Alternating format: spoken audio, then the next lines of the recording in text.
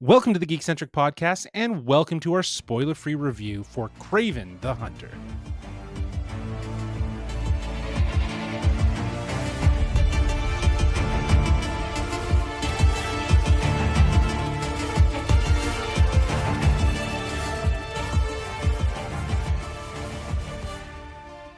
Hello, I'm J-Law, but you can call me Justin, and if you're joining us for the first time, well, we are Geekcentric, a podcast covering the world of movies, TV shows, toys, collectibles, gaming, and all things Geekcentric.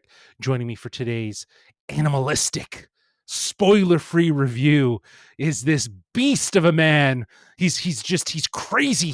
He's got this crazy mane, and he's just like these eyes are always red, but not from what you usually think would be red, causing them to be red. Darcy Hudson, how are you, my friend? I'm good. I've always been told I've got quite the mane on me, so I will take that for sure. Oh yeah, for sure. It's at times it was hard to tell if you were a lion when your hair was like really bushy. Actually, I don't think you've cut it in a really long time. So I actually just had a haircut recently. I got chopped to get 4 inches off because curly hair likes to split and fray. So I yes. do tend to take care of it. Yeah. Unlike animals, so I guess I'm not so animalistic. Sure. You get a little beastly. I don't know. I'm not going to even groomed, use the word. Basically, if we're talking about animals, I'm a pet getting groomed. Well, look, we're back. You and I, we had the pleasure of taking the last dance with Venom earlier this year, back in October, actually. And now here it is December. We are here with Kraven the Hunter. The true last dance of Sony, it seems. It does seem that way, actually. Yes, it was announced this week. Basically, Kraven the Hunter marks the end of Sony's really bizarre experiment to create a Spider-Man cinematic universe without Spider-Man. And we've been blessed with a trilogy of Venom, a Morbius film, a Madam Web film, and now a Kraven film. At least they got 3 Venom films out, I guess. Applaud to that. But this movie it's out as of December 13th. So today, the day that you're listening to this podcast. But this news broke earlier this week, before the movie even came out, after what I can only equate to really bad reviews for this film, a rotten score of 14% on the tomato meter, if you will. I actually think it's climbed to like 19 last time I checked. So okay, it's getting who liked it more. It's getting more there. Than the 14, or maybe people are just getting back up there. But when we last did the Venom Last Dance review, we talked about how we hadn't seen Morbius and Madam Web, and last night you told me you did the thing. You sat down and you watched it. So I got to ask, as someone who's now seen all of this Sony verse, this failed Spider-Man cinematic universe without a Spider-Man, how do you feel? How do you feel about it coming to an end? Oh, honestly, I'm kind of relieved. Something Sony never shied away from with these films was introducing characters, or like just using names because they have a character attached to them or a potential future. And then the fact that these movies end up really going nowhere and never connecting to one another, it's just a letdown to have these cool names and the potential teased and then snatched away from you. And like, that's, again, the Sony just does it with all these films.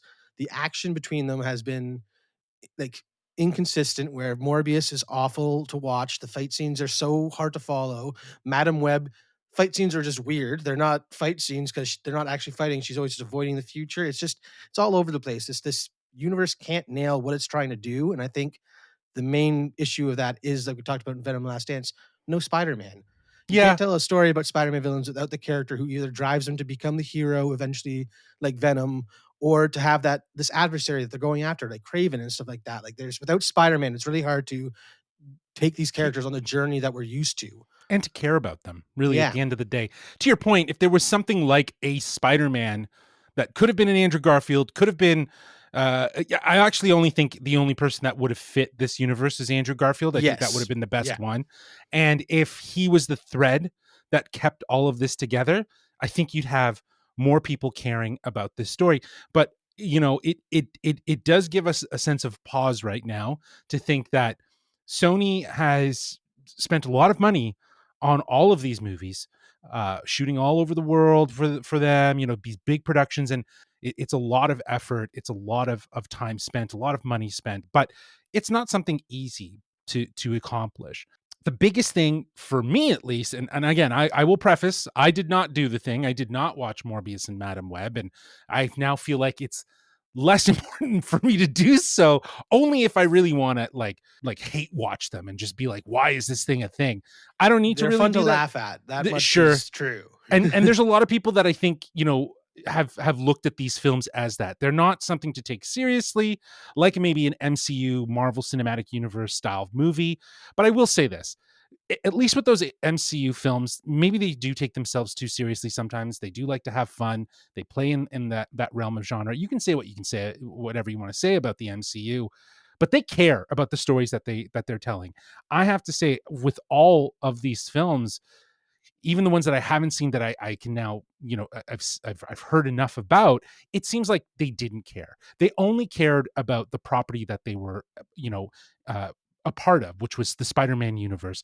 They really just wanted to make money off of these characters. They didn't care about telling actual stories with them. Now, that said, I will say, the film that we're about to talk about today does kind of throw things for a bit of a loop, because I think there was more of an effort than I've ever seen Mhm. before, in the realm of trying to do something with it. But we'll get into it as we talk about the story. Before we even get to all of that, let's get our listeners up to date with what this film's about. Of course, Kraven the Hunter is a action-packed, R-rated, standalone story of how Marvel's most iconic villain came to be. Aaron Taylor Johnson plays Kraven, a man whose complex relationship with his ruthless gangster father, Nikolai Kravenov, played by Russell Crowe, starts him down a path of vengeance with brutal consequences, motivating him to become not only the greatest hunter in the world, but also the most feared. This stars, as mentioned, Aaron Taylor Johnson, Academy Award winning Ariana DeBose. I added that just as a reminder for everyone. Fred Hetchinger, Alessandro Nivola, Christopher Abbott, and, of course, as I mentioned before, Russell Crowe. The film is directed by J.C. Chander, and it hits theaters December 13th, 2024, which is today. And a huge thanks to our friends at Sony Pictures Canada for inviting us out. As usual, I would like to kind of kick things off talking about what worked and what didn't work in sort of a pillar structure. First thing we're going to talk about is look and feel. Then we'll talk about performances, and then we'll wrap things up talking about the overall story. Let's talk about the look and feel. Darcy, how did you feel? Confused, I think, because this movie really doesn't know what it's trying to do. Again, when we first heard Aaron Taylor Johnson was going to be playing the character, I think a lot of people thought they were going to be leaning down that more dark and brooding route, which there are those moments in this movie, but they're also so inconsistent with them trying to go for that lighter comic book feel where he's making quips and being silly and stuff like that. So it's really inconsistent. But I think the biggest thing that, again, all these Sony villain movies have had an issue with is that it seems like they thought of these really cool set pieces they wanted to film and then thought about the story afterwards and how to get them from point A to point Oh B. And yeah, it's an yeah, afterthought that's yeah. entirely for these action scenes. And Oh yeah, that's yeah. the action looks great. The fighting is Sure. awesome. When it goes there are some Yeah. wicked kills that are up there with Deadpool Wolverine Yeah. style. Like, oh my God, I remember that type thing. Yeah. But aside from that, the it's so inconsistent, but what it's trying to be and what type of film it wants to do. Because again, there are moments where I'm thinking of Captain America. There are moments where I'm thinking of a Hallmark movie, which is weird to say because it's almost like they're shooting on location. That's what Sony always does. But these Right. movies are so like there's no story to them. And Mhm. when I think of movies that are shot on location and the story are always just so basic and generic, and that's Hallmark. And it's these Sony films almost feel like they're the Hallmark version of comic book movies, which is the weird thing to say because again, they don't care about the characters or the stories they're telling. They're just like, let's try and get some money in because we're using these names. So Yeah. it's really weird to come out of a movie and just be feeling that, considering it was supposed to be this R-rated gore, like, gory hunter fest, and it was just so inconsistent. Yeah, I agree with you entirely. I feel like, when you think of Kraven the Hunter, you think of like something raw, animalistic in terms of tone. And you'd expect that from a character like Kraven as well, right? In the way Aaron Taylor plays him, and we'll talk about performances in a bit. But the visual style, I would have expected to be something sort of gritty with sort of a primal energy, but it kind of feels overly generic. But you're right, the action sequences is where the look and feel really does shine. I think they're the highlight. They Mhm. blend some intense choreography with some brutal violence. Like it's absolutely brutal, and I think that really does highlight Craven's veracity feeling very sort of tangible. There is a super heavy reliance on CGI in some areas, which really does undercut the realism that I thought they could have gone with. And in those hand-to-hand combats, you do see like more of that realism.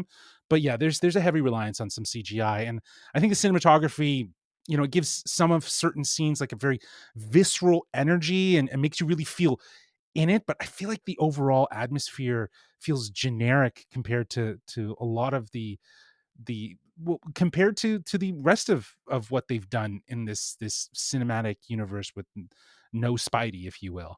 I feel like it's very cookie cutter to a Mhm. certain degree. Where it was refreshing is in that hand-to-hand combat, so that was a plus. But I think overall it just felt a little generic.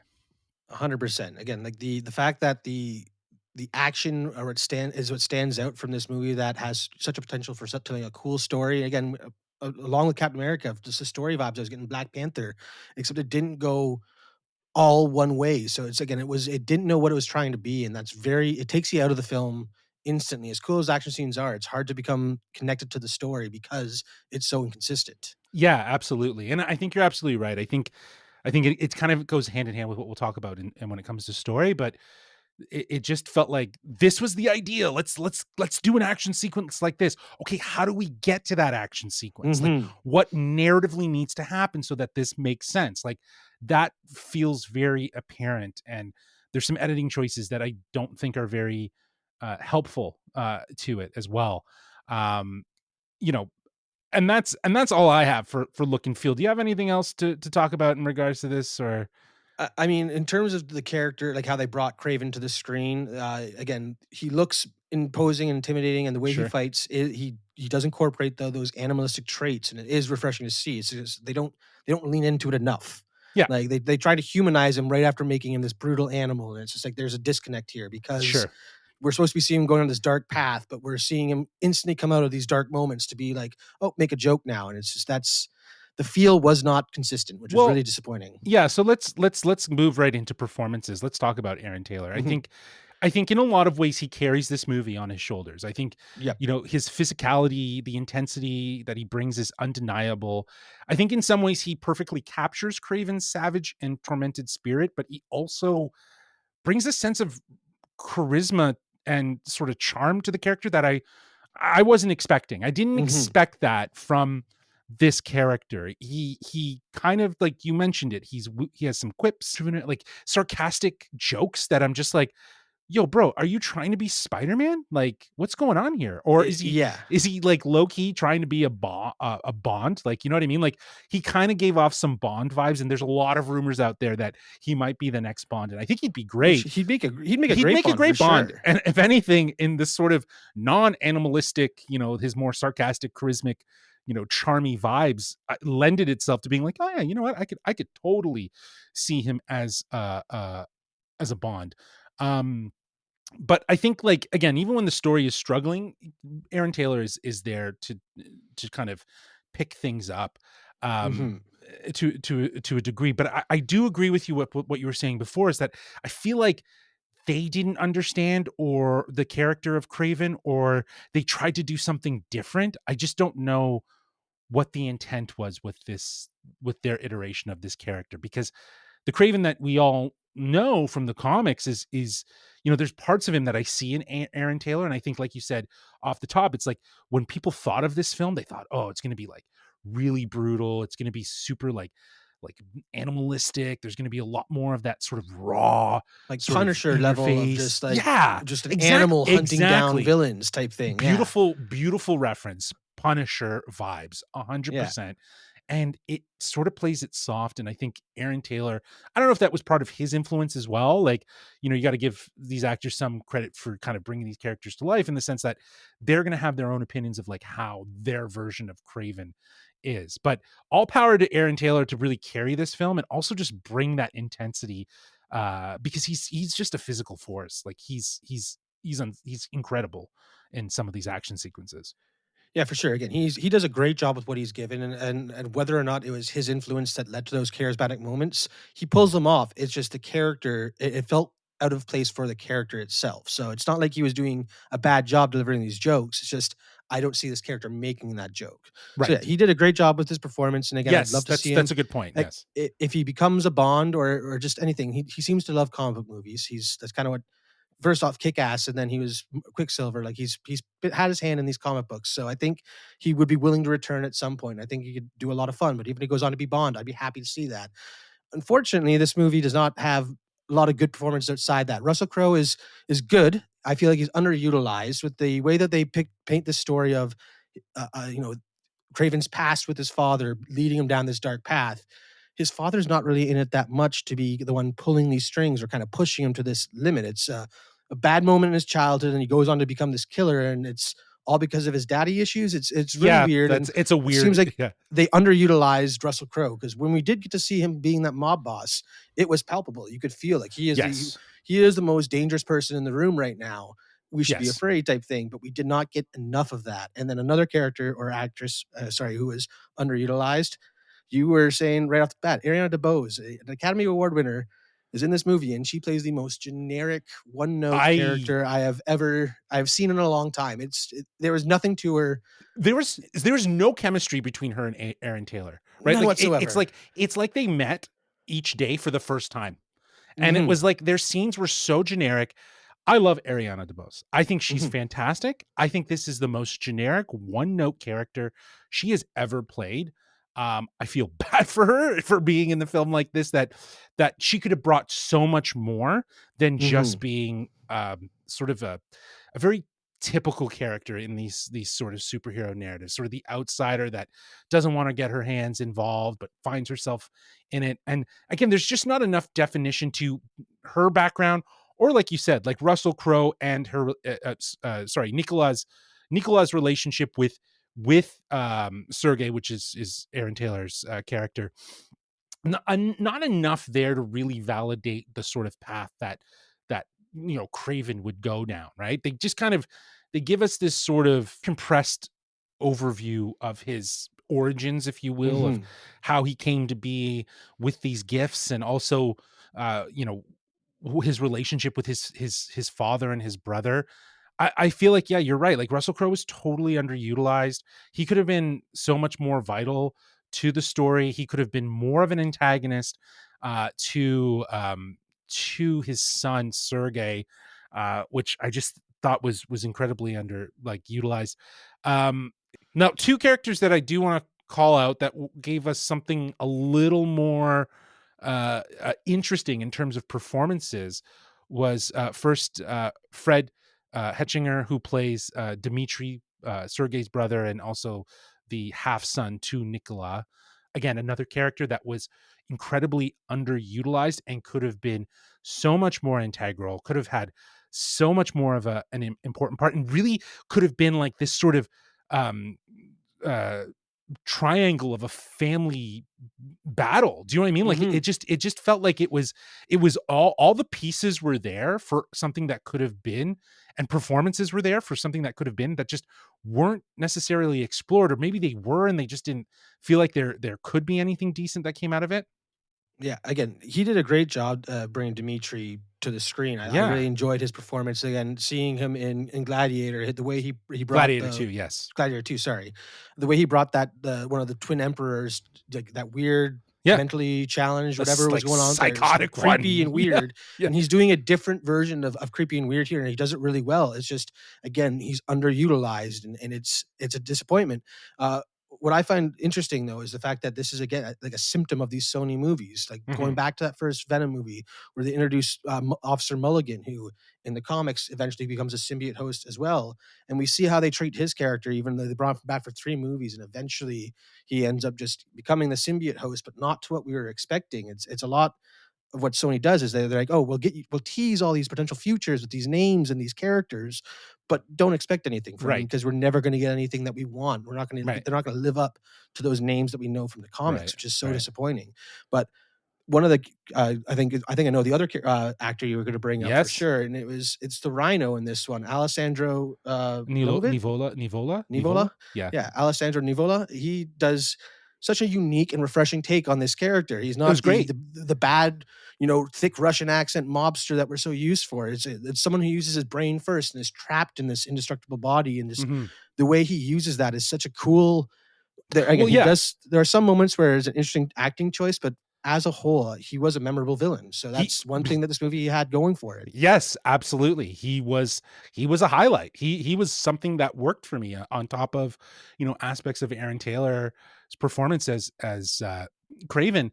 But yeah, Alessandro Nivola, he was very different from the typical Rhino that you would have expected. Like you said, big, thick-headed, Russian, like he's just a big guy, right? No, this was a very calculated, a very intelligent individual who had an ailment that made him the Rhino, and that's not spoiling anything. That's something that has been seen in the trailer. So, in terms of playing this villain and playing this character, is just how much of a delight he is. And I think it's probably the again, like you said, it's probably one of the most refreshing parts of this movie, just because it was so outside of the box of what anyone would have expected. Like Mhm. Paul Giamatti in Spider-Man 2 as Rhino was more typical of the Rhino that you would know Mhm. versus what we saw but from Alessandro Nivola in this. Yeah. I think it's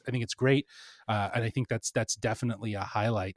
I think the last person on this list, and I'm going to call him out. It's not just for the sake of talking about it, but he was really interesting. It was Christopher Abbott, who was this again another character that was very underutilized, but he was very interesting.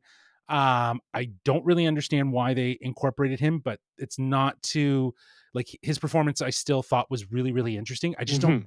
He just felt like he was plopped into this situation, and that was it. Like we didn't really know much about him outside of We like maybe a past with Craven. But that said, it was an interesting character, and it was an interesting performance to play off of someone like Craven as well as the Rhino. Mhm. Again, it's this movie is very oversaturated with characters who are underutilized. Again, if Yeah. they had, I feel like if they had focused a bit more, Mhm. we could have gotten a lot more, meaningful story from these characters without throwing in so many. Like again, as much as I love the Rhino, I feel like if we didn't have him and focus more on Nikolai being the big bad, it would have told a more engaging story about the father and son dynamic. Whereas with Christopher Abbott's again inclusion in this, it's another oversaturated thing where like he's cool, but he has no reason to be here. So should I really enjoy that type thing? Again, his Right. performance is great, just the character seemed unnecessary. Yeah. Yeah, I agree, and I think, again, it just goes hand in hand with the story, which I'm now gonna use as a segue to talk about the story, because that's where, Smooth. for me, that this film stumbles. But before I get into it, what are your thoughts of the story overall, Darce? Yeah, again, the story does fall flat. Like I mentioned it earlier, it feels like they thought of these really cool set pieces and moments they wanted to film and show us, and didn't really care about how they got there. I mean, it's not as bad as a Madam Web Mhm, or a Morbius, where mhm, you are transporting or going between locations at the flip of a dime, and it's not explained, or it is explained like overtly and is way too heavy handed. This one follows that thing as well, where the story is happening and the characters are just being pulled along with it. They're not the ones driving the story, which is to me a flat story. If you can tell what's going to happen next because the characters are stuck on this railroad, you're not going to be surprised or engaged by anything. And so that's it's just a very generic story and didn't really try to push the boundaries in any way. yeah. So unfortunately, that's it also fell really flat for me. Yeah, I like, this is just where this movie crumbles. I think, like, the core narrative has all the potential to be great. I think it could have been a really dark exploration of Craven's origins and sort of his complex moral code, um, and intertwining his family and leveraging that dynamic into making him sort of this villain, would have been really great. But I use the word villain, and even in the description it talks about a villain. He doesn't seem like a villain. He Nope. he doesn't at all. There's nothing villainous about Craven. If anything, this is more of like a hero's journey story than it is a villain's journey story. But yeah, the story feels really disjointed, and that feels partially due to heavy-handed editing. Key moments of character development and plot progression just seemed rushed or even just generally omitted, leaving the film feeling really incomplete and fragmented. And I think, like, while Craven's backstory and motivations are could be interesting, and if they were explored properly, they really don't get the emotional weight that they deserve. Like you were talking about, the relationship between his father and him and what that means, like it was almost like it was just implied rather than really Hmm. given to us in a way. And of course, we were talking about, like there's no sense or urgency of like uh, any any Spider-Man presence inside this world, like that could kind of influence or give him more of this villain background. He's the good guy in this film. But I think at the end of the day, like this film does lack a sense of focus and a sense of anchor, which I think we were talking about before. Like, even if it was something that could kind of connect us to the other movies that maybe wasn't Spider-Man, maybe a Morbius thing, or maybe a Venom thing. I think it just feels so independent of everything else. And maybe that's what they were going for. Who knows? It's all moot point now because they're not going to go any further with it. So it's like, And that's it. That's the most annoying thing too, because the story sets up so many cool potentials for a lot of these yeah, characters. Again, they're using them, and then we might see like at the end of the movie, they're in a different place than where we started. And yeah. again, that's interesting because we're getting closer to those comic book origins that we like. But the fact that we're not going to get anything, it's like why would you bother trying to tell that story if this was the eventual outcome where that nothing matters in the end? It's Yeah, disappointing. I partially think that they jumped the gun on announcing it because of just um how bad the reviews were for this film that were coming out. And honestly, like I was expecting a lot worse. Yes. I was not nearly I was not like I was expecting, like, without having seen Madam Web and Morbius, I was expecting that level of awful. And I think based on what you said, like this isn't nearly as Yes, bad the as one those thing two. that I will say is that I'm glad I watched those movies because I know that Craven is definitely not the worst. The Morbius and Madam Web sit way below where I consider Craven because Craven, at least, again, like you said, for the first time since like Venom, the first movie really tried to focus on the character and tell the story of Eddie Brock and Venom, and this one felt like they were really trying to double down and focus on the character of Sergey and Kravinoff. It's just they kind of dropped the ball a bit. So at least they cared about the character enough to try, Yeah. I guess is what I'm saying. Yeah, no, they definitely tried. And I think, again, I think, kudos to the director, JC, sorry, JC Chander, for doing this. I think if I was a filmmaker, I know again it's really hard to make movies and it's a really hard task. But if this was came on as an opportunity, it's either one of two things. It's like there's no way I'm going to save this, right? Or Mhm. I'm going to try my best to do my thing with this. And I think that's what he did. He definitely Yes. tried the best that he could. And I see that effort. I definitely see that effort, and I see that it was there. I don't know if there was more studio influence or stuff. There was a lot of things that held this movie back from being released sooner. And it is strange though that, like, with all of the delays, this was the final product that we E got. Especially, like, when we're thinking back to last year or the year before in Batgirl and all that story behind that, where that one actually tested well, but got shelved and completely erased from Yeah, the for face of the tax earth. purposes, and And we're seeing movies like this, and it's like, why is this being pushed all the way through to this point, if this is the eventual outcome? It just mhm. seems weird to be, like, focusing and heavily trying to be like, "We're still making movies if they're not really in it." Well, It was an odd choice. this is the thing. Like Sony Pictures has produced and put out some really great movies. They put out Saturday Night Live. They have the Mhm. Spider Verse series. Obviously, it's not like they don't know how to make movies. I think though that these movies sit in a different realm for them. I think these movies, in their mind, are easy cash grabs for an audience and ticket sales, but maybe not for critical acclaim. And I think now that they've been hit so much with, just hit, all three, like three movies that came out this year: Madam Web, Venom, Craven, all I think below 20%. Oh, yeah. I think Venom actually might be the one that's higher than all the both of them on Rotten Tomato. Sitting at a 40, 41. Okay, so it's sitting at a 41, which means that, I think again, I think with a movie like that, you have Tom Hardy. I have a lot of fans of that property. I don't think you can really fail too hard with that one. I think Madam Web obviously was a bold take to kind of go out there and try to do something with it, and it did not take well. I will say they're saying Kraven the Hunter is like, I think, second lowest. I think Madam Web is the lowest, if not Morbius. Madam Web's at like a 9, I'm pretty sure. Last time I Right. checked. I definitely think it deserves to be above Morbius as well in regards to a score, because they definitely, I think, again, if you look at it, you will see that they tried. I honestly think a lot of people are also just really fed up with Sony putting out these types of movies in this world.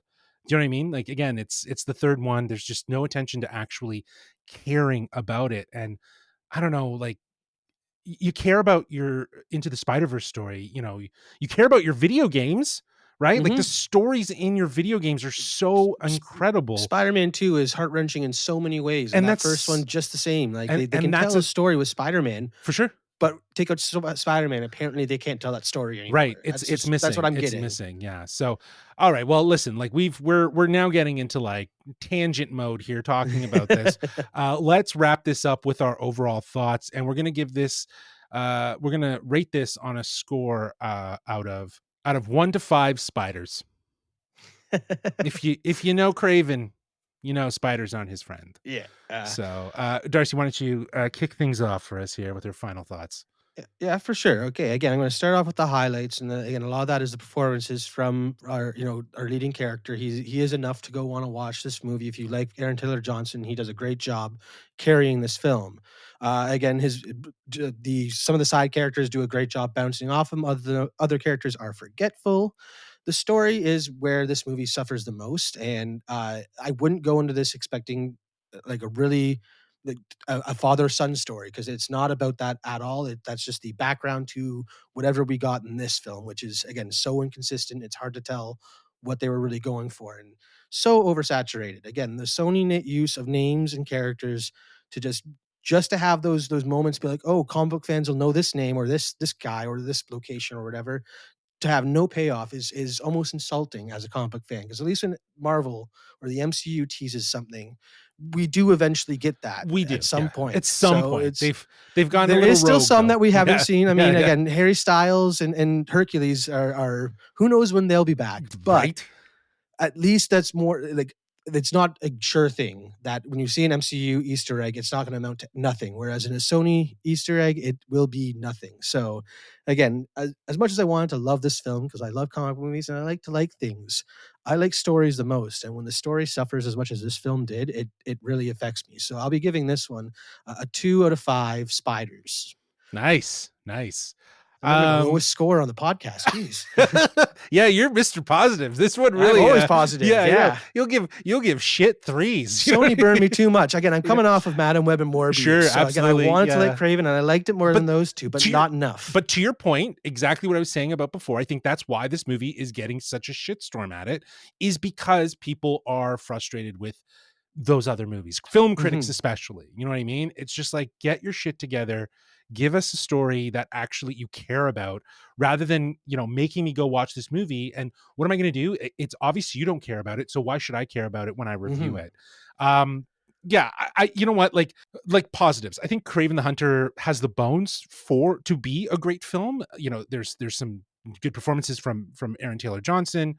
The action is really great, and there's a vibe and tone in certain instances that show its potential, but really choppy editing and shallow storytelling hold it back from being good and great. Mhm. I still think that there's parts that are very entertaining, especially if you're fans of, like, let's say, like that sort of brutal sort of combat hand-to-hand style fighting. Like, there's some like, oh, cool moments. um but it's not hard to wonder, though, what could have been with a more cohesive cut, with more focused storytelling, with making every character actually matter. Like, I could not believe, man. I kept looking over. I'm like, is that Ariana DeBose? You Is you that nudged me a couple Ariana of DeBose? times, I'm really like, questioning dude, if is that was that? her. And then she shows up in the credit, and I'm like, how do you have Ariana DeBose, an Academy Award winner, and she's so generic. I get it. Like, she was meant to serve like a sort of archetypal generic character, but she's so good in whatever she does. It's just like so underutilized. And yeah, and like we were saying, like for a no Spidey spinoff, it is 100% a step up from Morbius and Madam Web. Again, not having seen it, only hearing about it, even just hearing what you had to say about it even more in depthly, I can guarantee you from what it is, it's definitely got more than that. The score that I'm giving this is going to be the same as Venom: The Last Dance. You know, it's a 2.5 out of 5. I think that the brutal action, the care, and sort of the animalistic lead of Aaron Taylor, it's one worth checking out, but you don't need to go to the theaters to do it. You know what I mean? But No. just if you are going to watch it, temper your expectations and expect something better than Morbius and Madam Web. I don't want to say it's like way better because again, I haven't seen it, but like I feel like it definitely was trying to do something and I can appreciate that. So Yes. I don't want to just shit on this guy on JC Chandler for doing this film and just be like, oh, he doesn't know what he's doing. He does know what he's doing. He did try to do something with it. Even the final shots, like we were talking about it, there's this great final shot and it's just he knew exactly when to cut it so that the credits popped in. That just felt like it was a It moment. landed. It landed for sure. It definitely worked. So I think he really cared about the story. I just don't know if Sony did. So yeah, it's a 2.5 out of 5 from me. I think I still would say like it's probably on par with Venom: Last Dance in my opinion, but yeah, I digress. Well, that is it for our spoiler-free review for Kraven the Hunter, which is in theaters today, December 13th. So if you want, after listening to this review, go check it out. If you do, and you want to let us know our thoughts, maybe we're completely wrong, maybe we're completely right. Maybe you're like, you know what, you guys know your shit.